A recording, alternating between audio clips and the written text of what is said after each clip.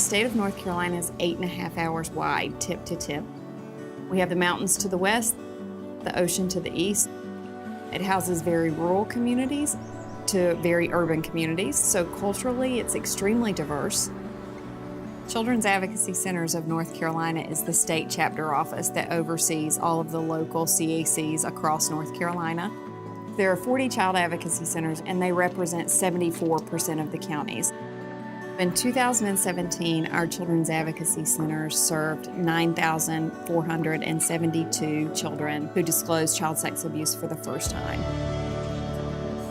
The CAC is really built to get a clean disclosure from those children in order to pursue justice for them and to ensure that they receive that justice.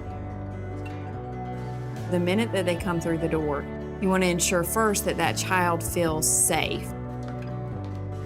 The victim advocate typically is who comes out and meets with the family first, introduces the family to what is going to happen during that day, helps to answer parents' questions about what is going to happen, and begins to get an understanding of how the child communicates, and they're relaying that information to the forensic interviewer. It's the forensic interviewer's responsibility to really work to get the disclosure from that child in a neutral and non-leading way. All of our interviewers have to be trained in a nationally approved model. They have to build rapport with the child, assess the child's developmental ability. Does the child understand the difference between truth and lie, and how do they communicate best? From there, they will do transitional questioning into what they're really there for that day. The interview is live fed to an observation room. It's filled with those who have investigative responsibility on the multidisciplinary team: medical, mental health, law enforcement, child protective services, and the district attorney's office, as well as the CAC staff. And it's there for them to watch and gather information for prosecution of that case. Bringing those folks together, going through it one time, getting it done right, has been extremely important in how we prosecute these cases. The district attorney is able to look at those DVDs and say to the detective, here's what I need you to do in order to make a successful prosecution. As a prosecutor, those tapes are invaluable.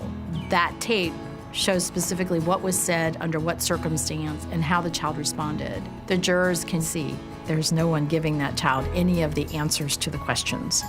By using the forensic interviewer, by utilizing this basically one interview, we protect that child from further trauma.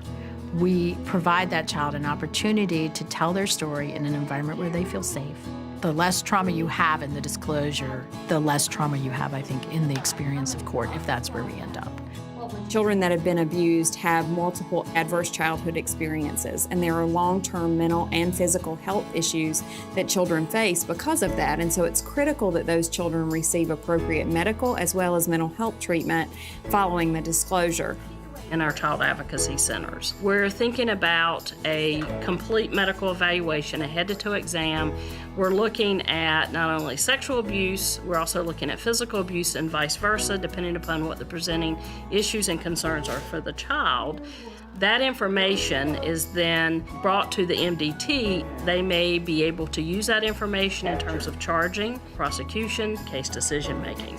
Medical professionals working with children have to go under certain training. They have to roster with the North Carolina Child Medical Evaluation Program. And absolutely, when you look at these practitioners having the training, you will see increases in competency in taking care of these children when there are concerns for maltreatment. All of the 40 centers across North Carolina do house mental health services for their children, as well as those children's non-offending family members, regardless of the family's ability to pay for as long as that child needs those services. We've been really thoughtful about what treatment models work for kids who've experienced trauma. Trauma-focused cognitive behavioral therapy is probably the most common model across the child advocacy centers in North Carolina. Children can expect a weekly visit for maybe 4 or 5 months, where each week they do things that are developmentally appropriate that actually get at the heart of the trauma itself. We know that children, when they get their services early in life, have a chance to have symptom reduction and get back on with the things they should be doing, like having fun with their friends, going to school and doing well. What we can do is assure that their needs are met in an organized, holistic, coordinated, child-centered way. 96% of our caretakers actually say that the CAC and its services facilitated healing for their child. You're looking at 96% of 9,500 children that can now move forward in their life in a healthy way. I think the biggest impact that people can have is just to be aware and to listen and to act when you're being asked to do so. I think if we all work together, we can bring an end to child abuse. It's going to take saying, we won't take this anymore. This is not going to be a culture and a community that accepts the abuse of our children.